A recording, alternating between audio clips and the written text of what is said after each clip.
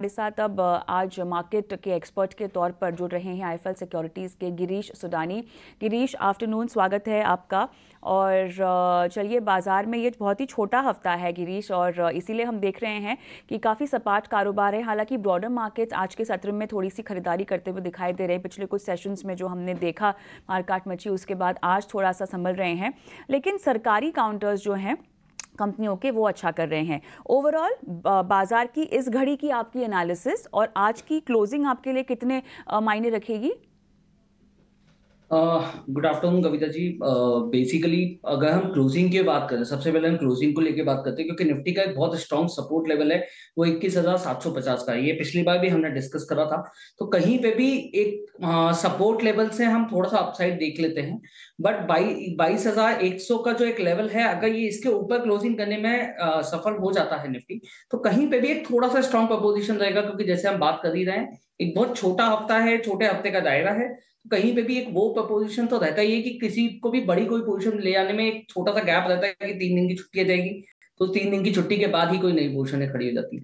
तो उसकी वजह से थोड़ा सा एक रेंज बाउंड हम ये बाजार को जरूर देखेंगे। बट जो रेंज हम एक्सपेक्ट कर रहे हैं वो 21,950 से लेकर और 23,000 का एक जो लेवल है, यही लेवल्स में अगले 10 से 15 दिन का एक रेंज लेके चलना चाहिए बाजार को। उसी के दायरे में ही बाजार काम करेगा। चलिए, तो यहाँ पर ये जो दायरा आपने बताया काफ़ी अहम है। अच्छा, इसके अलावा जो हमें फ्लैटनेस बैंक निफ्टी में जो वीकनेस दिखाई दे रही है, इस पर आप क्या रीड कर रहे हैं फिलहाल?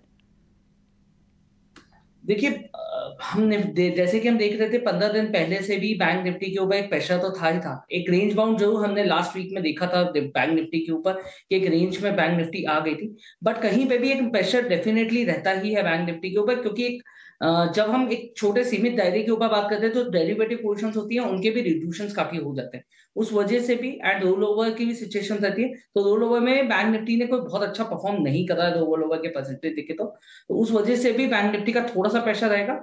अगर बैंक निफ्टी के लेवल्स की हम बात करें, तो 46,150 का एक लेवल है जो मेरे लिए स्ट्रॉन्ग सपोर्ट के तरीके से काम करेगा। ये क्लोजिंग बेसिस का एक लेवल है। अगर यहाँ पे सस्टेनेबिलिटी रहती है, तो यहीं से एक अपसाइड हम देखेंगे, जो 47,150 और 47,500 का एक लेवल है, वही एक रेंज हम लेके चल सकते हैं।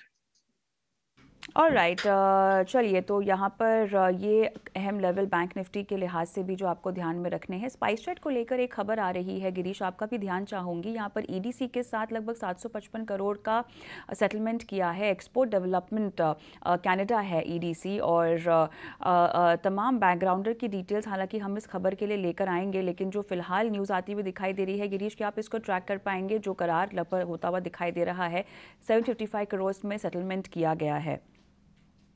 स्पाइस जेट की बेसिकली मैं ट्रैक नहीं करता इस सेक्टर को एंड इस स्टॉक को, तो वो एग्जैक्टली इसके ऊपर एक स्टेटमेंट देना थोड़ा सा सही नहीं रहेगा। बट बिकॉज एविएशन सेक्टर्स में हम काफी अगर हॉस्पिटैलिटी और एविएशन सेक्टर्स को लेकर थोड़ा सा बुलिश थे पिछले 2 से 3 क्वार्टर्स को लेके, तो उसके प्रपोजिशंस में अगर देखा जाए तो स्पाइस जेट फिर भी अच्छा लगता है। और मुद्दों पर बात की है मार्जिन फ्रंट पे और तमाम केपेक्स प्लान्स को लेकर, सिरमा एसजीएस को लेकर आपका क्या व्यू बन रहा है? और मैनेजमेंट की बातें सुनकर क्या कोई रणनीति फिलहाल बनाई जा सकती है? देखिए, ये जो कंपनी है बेसिकली शेरम एसएनजी टेक्नोलॉजीज, ये एक ऐसी चैनल प्रोसेस कंपनी है जो ओईएम्स को सपोर्ट करती है इनके फर्दरली ग्रोथ को लेके। अगर हम इलेक्ट्रॉनिक्स के एक्सपोर्ट की ही बात करें, क्योंकि अब हम मेक इन इंडिया को लेके काफी फोकस करते हैं, एंड जिस तरीके के आगे के फ्लोज चल रहे हैं अगले 2 से 3 साल के इंडिया के ग्रोथ को लेके, मेक इन इंडिया पे काफी पुशअप आ जाएगा। उस पर्टिकुलरली प्रोजेक्शंस में मुझे कंपनीज काफी अच्छे स्टैंड करती है, स्ट्रॉन्ग कर रही है। बिकॉज रिजल्ट्स में भी अगर हम देखें तो धीरे धीरे इंप्रूवमेंट आया है। सेल्स में भी 38 से 40% की ग्रोथ दी है, एंड कंपनीज का मैनेजमेंट भी एक्सपेक्टेड कर रहा है सम अराउंड 40 to 45% की ग्रोथ को प्रोजेक्शंस को लेकर।